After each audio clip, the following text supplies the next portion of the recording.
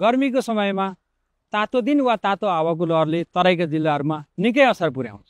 किन हुन्छ त तातो दिन वा तातो हावाको लहर? अनि यसबाट हुने स्वास्थ्य समस्याबाट कसरी जोगिने त? नमस्कार, म मीन कुमार हरियाल, वरिष्ठ मौसमविद, जल तथा मौसम विज्ञान विभाग। गर्मी याममा चर्को घाम लागेपछि तापक्रम बढेर धेरै गर्मी भएको अवस्थालाई हामी तातो दिन भन्छौँ। तराईका जिल्लाहरूमा यदि लगातार 2 दिनभन्दा बढी समय 40 डिग्री वा त्योभन्दा बढी तापक्रम भयो भने तातो दिन भएको वा तातो हावाको लहर चलेको घोषणा गरिन्छ।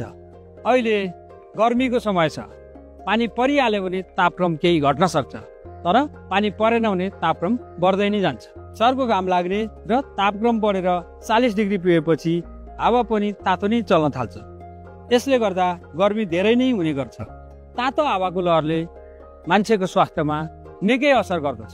यसले टाउको दुख्ने, मुटुको गति तीव्र हुने, श्वास प्रश्वास र रक्तचाप कम हुने, शरीरको तापक्रम बढ्ने, छाला सुक्खा र रातो हुने, रिङ्गाटा लाग्ने र अचेत हुने जस्ता असर देखिन सक्छ।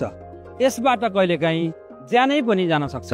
त्यसैले तातो हावाको लहरबाट जोगिन सावधानी अपनाउनु होला। यसको लागि दिउँसो चर्को घाम लागेको बेला घरबाट बाहिर ननिस्कनुहोस्। निक्लिनै परे छाता ओढ्नुहोस् वा पातलो कपडाले टाउको छोप्नुहोस्।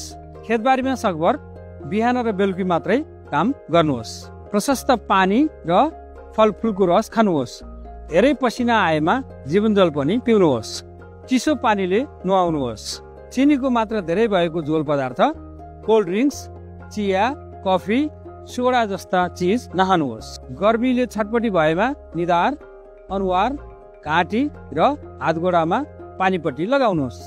स्वास्थ्यमा समस्या आएमा नजिकैको स्वास्थ्य संस्थामा जानुहोस्। यो त भयो तातो दिन वा तातो हावाको लहरबारे ज्ञान। मौसमबारे नियमित जानकारीको लागि जल तथा मौसम विज्ञान विभागको वेबसाइट अथवा सामाजिक सञ्जाल हेर्दै गर्नुहोला। धन्यवाद।